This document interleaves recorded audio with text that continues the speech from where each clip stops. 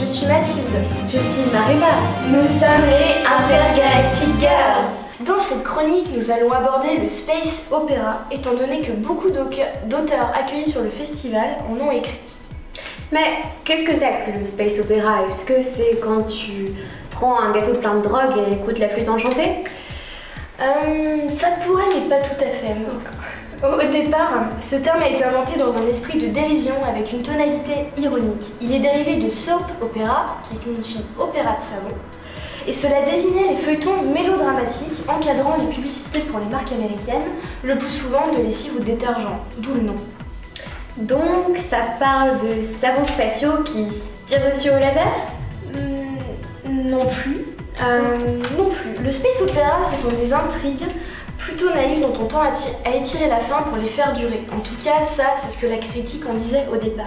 Mais allons plus loin. Des récits d'aventure, d'action, d'exploration, d'immenses décors comme des galaxies, des régimes impériaux et dictatoriaux, des vaisseaux spatiaux, des extraterrestres, des robots. Et l'espace dans son immensité. C'est avant tout cela, le space opéra, l'immersion dans l'immensité de l'univers et ses histoires possibles, inattendues, aux horizons qui nous semblent infinis. Oula, mais calme-toi Mathilde. C'est si passionnant que ça, le space opéra. Passionnant par leur construction. Différents cycles naissent et on passe de récits d'exploration géographique à des histoires mettant en scène le développement de l'espèce humaine dans toute la galaxie. Et cette année, avec les auteurs qu'on a le plaisir d'accueillir, on est gâtés. On est contents. Côté britannique, nous avons Alastair Reynolds, Peter F. Hamilton et Paul J. McCartney.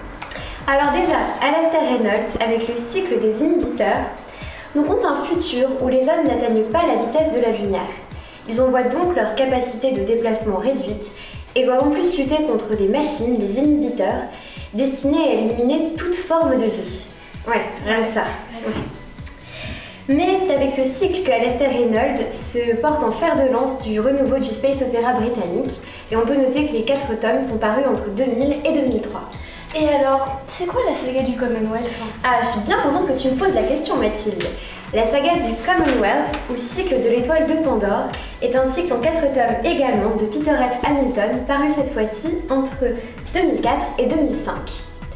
On nous y décrit un futur où l'homme a colonisé plus de 600 planètes, toutes reliées entre elles par des trous de verre. Mais cette société bien rangée pourrait être mise en péril par une étoile située à des années-lumière d'ici. Hamilton est aussi l'auteur de L'Aube de la Nuit, un autre cycle un peu plus barré, où cette fois-ci on nous parle de zombies, de personnages historiques ressuscités et de péripéties héroïques. Le tout dans un joli petit pavé qui en poche fait à peu près 6000 pages. Mais quand on aime, on ne compte pas. Et notre dernier auteur britannique alors? Le dernier, last but not least, Paul McCartney, qui avec 400 milliards d'étoiles, publié en 1988, nous raconte les aventures d'une jeune astronome japonaise télépathe envoyée en mission sur une nouvelle planète. Elle devra tenter d'en percer les mystères et peut-être celui de l'ennemi mortel qui menace l'humanité depuis la nuit des temps. Et les auteurs français alors? Dans cette édition, on en accueille 2 qui seront présents sur le festival. D'abord Francis Berthelot avec son premier roman, La Lune Noire d'Orion, un roman qui date de 1980 et qui participe au renouvellement de la science-fiction française. Il est mis en lumière la défense de la cause homosexuelle, la tolérance et le respect des différences contre l'intégrisme et le despotisme. Sera aussi présent Jean-Claude Duniac. Dans Étoile mourante, coécrit en 1999 avec Heyerdahl, l'humanité est divisée en 4 factions entre lesquelles la guerre menace constamment d'éclater. On assiste à une humanité face à son propre et plus grand danger, son extinction possible.